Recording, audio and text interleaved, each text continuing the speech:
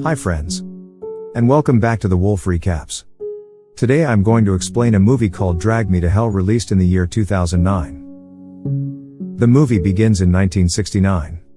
A young Mexican couple rushes to the home of medium Sean Sandina in Pasadena, California. Their son had stolen jewelry from a group of gypsies 3 days before, and had been complaining about seeing and hearing things that were not of this world since then. In a seance, Sandina tries to help the boy, but she and the boy's parents can only watch in horror as the boy is thrown from the balcony by an unseen force before being dragged into hell by demonic hands. The spiritualist swears she will meet this demon again. The movie then fasts forward to 40 years later. Christine Brown, a loan officer at a local bank, is working in her office and desperately hopes to be promoted to assistant manager. However, her boss, Mr. Jax, wants her to compete with a new joiner guy named Stu Rubin. Christian finds it unfair but says nothing to her boss in order to be in the race. On her lunch break, Christine visits her boyfriend, Professor Clay Dalton, in his office. Christine gives Dalton a rare coin she found at the office in circulation. Clay, being a lover of ancient coin, happily puts it in an envelope and puts it in his bag. When Christine leaves, Clay's mother calls and tries to set Clay up with a girl whom she feels is better for Clay than Christine. Christine hears this from the hall and leaves dejected, feeling that she is not enough to get what she wants, the guy, the job, etc.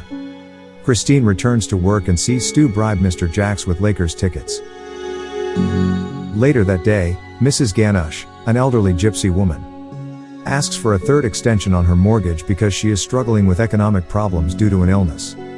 Also, she tells her it's her only house and she wishes to be in that house as long as she is alive.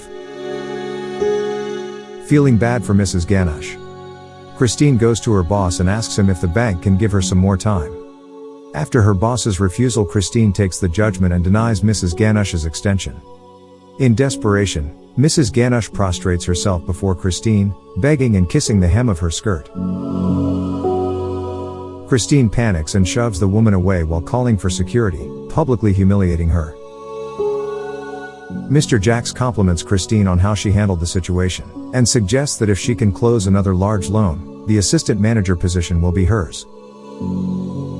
She gets happy with her boss's consideration and walks to her car with her file and some office supplies. However, things take a creepy turn when Mrs. Ganush's scarf is blown onto the windshield, freaking Christine out. Mrs. Ganush appears behind Christine as she turns around to follow the scarf. Mrs. Ganush attacks Christine, and the two fight before Christine is able to lock Ganush out of her car. Christine screams, "Ha, I beat you, bitch," before Ganush smashes the window with a cinder block and drags her out. Ganush removes a button from Christine's coat and mutters an incantation before returning the button and vanishing. The police arrive to investigate the incident and Clay arrives to drive her home. On the way, Christine hears a strange whispering and decides she wants to get her fortune told. Clay is skeptical as to the legitimacy of the fortune teller and trades jabs with the spiritualist, Ram Jas. Ram says he'll read her fortune for $60. However, during the reading, Ram is greatly disturbed by the mental appearance of the demon, which makes him end the session. He gains Christine's trust by telling her that he knows about the button. Clay drives Christine home and leaves to get something from his office.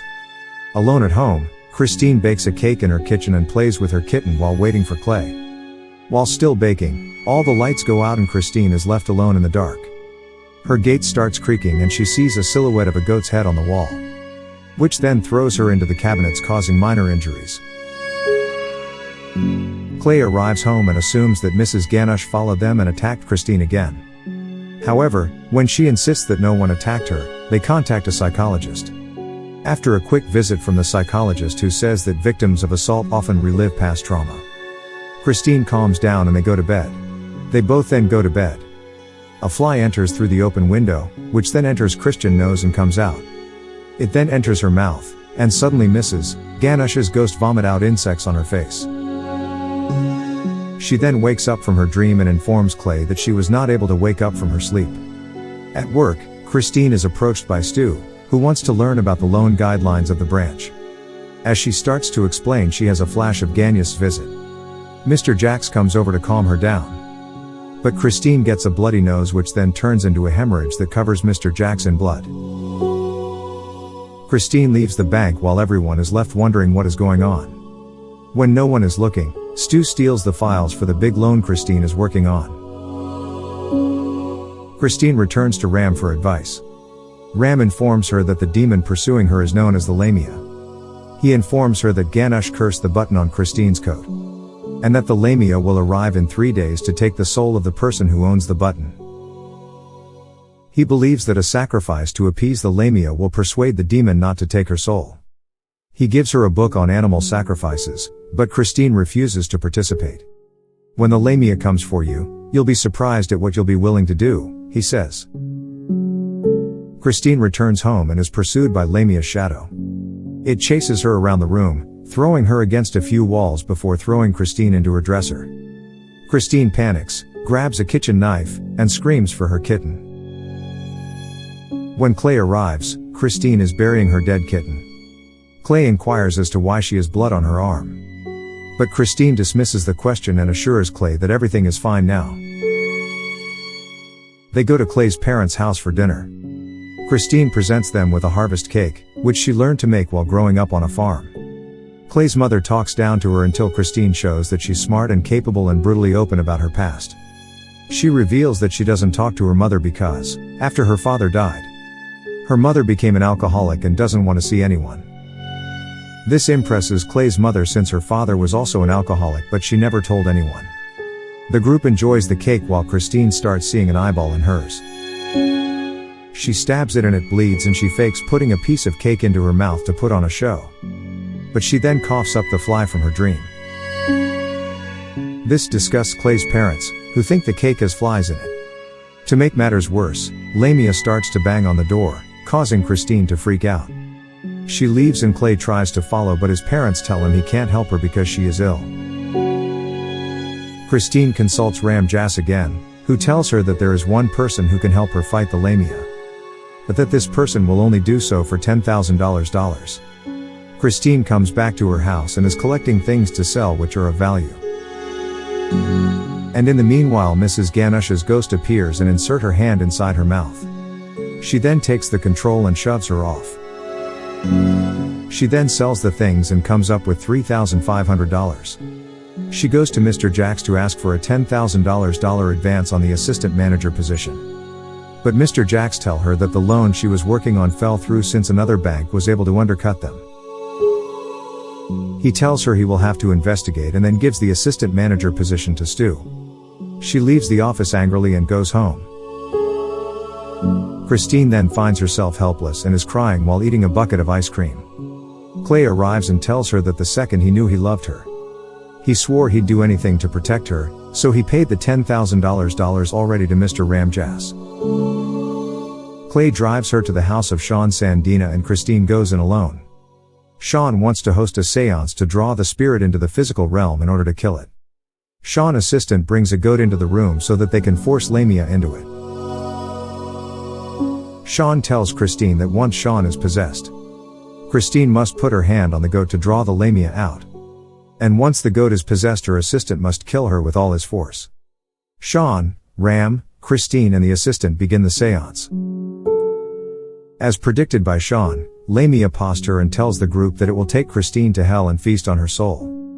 Christine snatches Sean's hand and puts it onto the goat. The possessed goat begins screaming. The assistant missed killing and gets bitten by the goat instead, which makes him possessed with Lamia. Lamia then mocks all of them and dances on the table, by summoning flame. And tells Christine it doesn't want her cat, draws the cat out of its mouth, and throws it at her. Sean then breaks out of her trance and uses a powerful incantation to banish Lamia from the seance. She collapses and dies immediately after. Christine thinks it's all over now. However, to her Daimi, Ram interjects. He tells her that the Lamia is not banished and that Sean's death proves that nothing can stop the Lamia. Ram tells her that the Lamia is coming for the owner of the button and that her last hope is to make a gift of it. He takes out an envelope and has the button sealed in it. He tells her that whoever she gives the button to, she curses to hell, and that the reason Ram didn't tell her was that because he didn't want to be her accomplice in sending someone to hell. Clay's then comes back to take her back. She gets in Clay's car and tells him it's over. They were almost about to hit an old man who appears to be Lamia to Christine. Due to sudden break, Christian drops her envelope and meanwhile Clay's bags opens up and all the paper gets mixed up. Christine freaks when she can't find it but grabs the envelope that has a circular shape inside. Clay drops her off at home and tells her to meet him at the train station, so they can go to his parents' cabin to spend the holidays together. She goes to an all-night diner and drinks a ton of caffeine and struggles over whom to give the button to. She calls Stu and tells him to meet her, otherwise she'll tell Mr. Jacks that Stu gave her loan papers to the other bank. He meets her and begs her not to tell Mr. Jacks. She is about to give him the button but decides against it. Christine asks Ram if the cursed object can be transferred to the dead. He tells her yes. Christine drives to the cemetery and digs up Ganush. She takes the envelope, makes a formal offering and shoves it down Ganush's throat. The rain fills the grave with mud and Christine almost drowns, but she makes it through. The next morning, Christine goes to meet Clay at Los Angeles Union Station. They have plans to spend a relaxing weekend in Santa Barbara. She is wearing a beautiful new coat and walks up to Clay. Clay is on the platform checking his ring box, mentally prepping for a proposal. He notes the new coat and asks Christine what happened to her old one. Christine tells him she threw it out and before she can elaborate. Clay then tells her, "Oh, it's a waste then," and takes out the envelope from his pocket which has the button which she had dropped in his car the night before, and accidentally picked up a similar one, which contained the rare coin she gave to Clay. Horrified, Christine panics and walks backward from Clay, and falls onto the train tracks.